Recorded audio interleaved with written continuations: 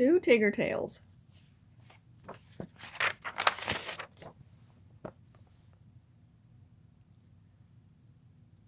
One night after Roo and his friends had just finished getting ready for bed, Roo said to Kanga, "Oh, Mama, please tell us a bedtime story." "All right, dear," said Kanga, "and since you asked so nicely, I'll tell 2 bedtime stories." And in a gentle voice, Kanga began. Once upon a time, there was a bouncy creature named Tigger. Tigger bounced through the woods, looking for someone to bounce with him. When he came to a charming little house, he knocked on the door, and he knocked, but no one answered. Tigger opened the door and bounced inside. Right away he smelled his favorite food, cooked oatmeal with sweet gooey syrup dribbled on top. Tigger saw 2 bowls, a big bowl and a little bowl. He grabbed a big spoon and ate from the big bowl first. "Ooh, ouch," he cried, "hot." Once his mouth cooled, Tigger took a little spoon and tried the oatmeal in the small little bowl. It was perfect. In 3 bites, Tigger gobbled up all the oatmeal. Tigger wasn't sure whether he should sneak out or stay to see who lived in the tiny house. He decided to stay. Then Tigger saw 2 rocking chairs, a big rocking chair and a little rocking chair. Tigger tried the big chair, but it rocked just a little too much. Then Tigger tried the little chair. As he squeezed his sitting down side into it, oops, the little chair splintered into a dozen pieces. Tigger decided to take a nap. He saw 2 beds, a big bed and a little bed. First Tigger bounced on the big bed, but it was too soft for bouncing. So Tigger bounced on the little bed, and it was perfect. Tigger bounced and bounced until he tired himself out.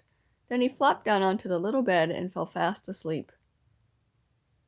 In a dream, Tigger heard the funniest things. He thought he heard someone say, "Look, Roo, someone has been eating our oatmeal, and someone has been sitting in our chairs." Then he thought he heard someone say, "Yes, Mama, someone has been eating my oatmeal and gobbled it all up. And someone has been sitting in my chair, and look at it."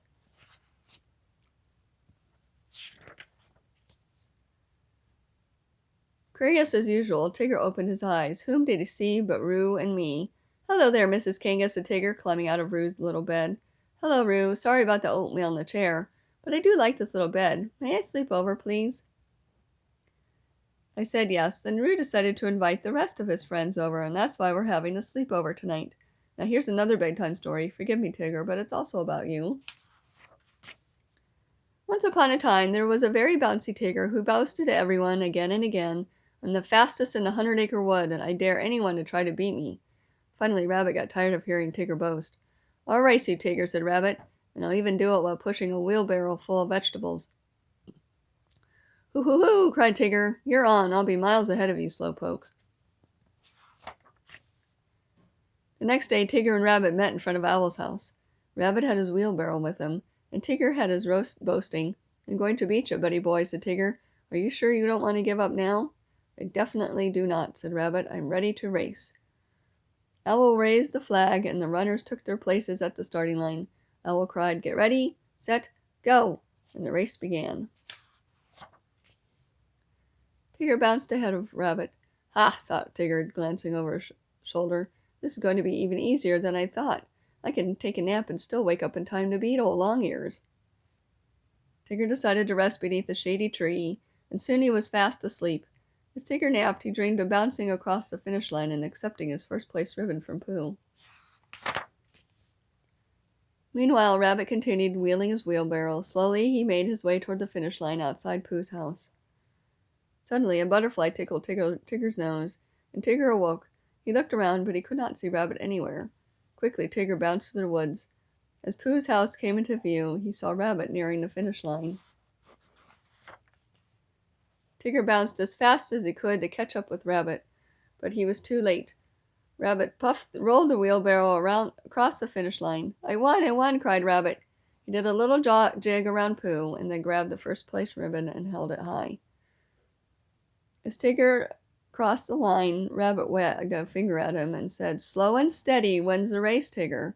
"I suppose," said Tigger, "but I bet I can bounce higher than anybody in the 100-acre wood. You want to see?" "Tigger," warned Rabbit. "Oh, all right," said Tigger. "I promise I won't boast again, but I bet I'm the only one who can go a week without boasting." "Oh, Tigger," said Rabbit, "you're impossible."